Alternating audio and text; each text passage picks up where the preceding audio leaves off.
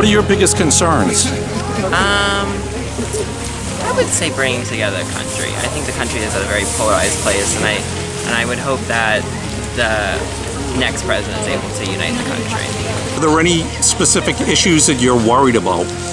I have to say the impending fiscal cliff in terms of Social Security spending is something I really am worried about, and I'd love to hear someone give me a clear breakdown of what their plan would be to address this very politically toxic issue. Is it too early to start thinking about 2020? Oh, not at all. I think we have to get started thinking in the past few months, and I'm going to continue thinking this summer and ready to engage with this. Do you think it's too early to start thinking about 2020? I do think it's too early. I mean, I guess it can never be too early, but I mean, we still do have 2 more years of Trump, so I mean, it is kind of like we already are getting to election season, so I don't know. I do think it's a little early, I though. feel like I disagree with that, actually. I feel like it's never too early to get started, especially because so many candidates are putting their bid for the election. They're all very passionate about it. I feel like I want to hear early what they all have to say, basically. I know it's a Democratic event, but your thoughts on Donald Trump? I think that he's unfit to be president. Any front runners in your mind? It's going to be hard to beat Joe Biden and Bernie Sanders, but I do think Pete Buttigieg is a strong contender for a dark horse. All the candidates, they're mostly focused on being the one to beat Trump, the one to win Trump. They have to set themselves apart from that. This isn't about like leading the country away from Trump. It's about what they want to do for the country, not just beating Trump. And I feel like that's how they'll set themselves apart.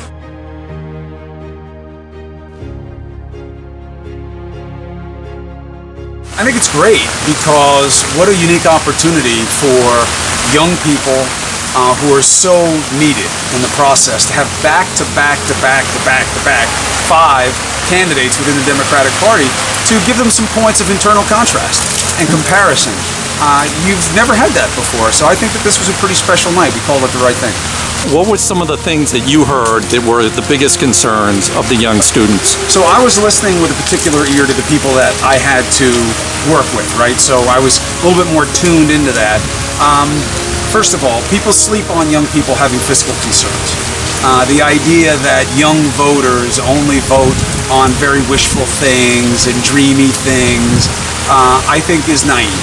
And I think the realities of how to create economic security in their lives is very real for them. The idea of foreign entanglements is very real for them because they're the ones who are going to be spilling their blood. So I think that what you see is young people care about a lot of the traditional issues. They don't have their own set. It's how. It's their perspective.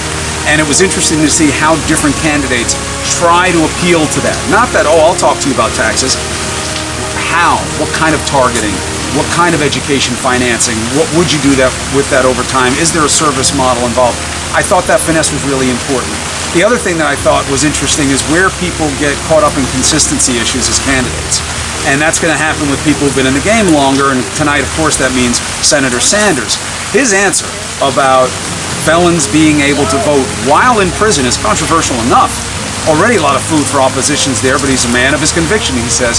And for him to say what he said tonight, that even the Boston bomber here up in New Hampshire, he's saying this, that he should be able to vote in prison. That's an extraordinary statement. It'll be really interesting to see how it plays.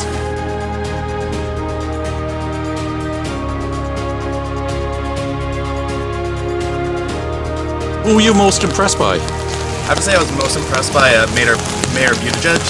I think he was the most candid of the candidates, and he had a very nice way of speaking that made you think that he was honestly caring about what was happening in America. And one comment made by Senator Sanders tonight kind of got a lot of play out here. I'm not sure how it played in the town hall, but his comment about Johar Tsarnaev being able to vote from prison. Your thoughts on that? I would generally disagree with the position that felons should be able to vote while incarcerated. I think that part of serving your sentence and rehabilitating to community is losing some of your rights. Among those would be the ability to participate in our democracy. And Abigail, I'll turn it to you. What were your thoughts on the senator's comments about Johar Tsarnaev being able to vote? Right. So I would definitely agree that when an individual is incarcerated, the right to vote should be relinquished. And so I definitely agree with Mayor Buttigieg on that. And it's definitely a hard issue to talk about because the right for democracy is such an important issue. But we have to be smart about our laws, and we have to be smart about sticking to our constitution and our legal system. And who were you most impressed with tonight? I would also echo Mayor Buttigieg. I've never heard him speak before, but I learned a lot about his beliefs. I think his position as mayor really gives him a down-to-earth quality that I quite admired, and I look forward to seeing more of him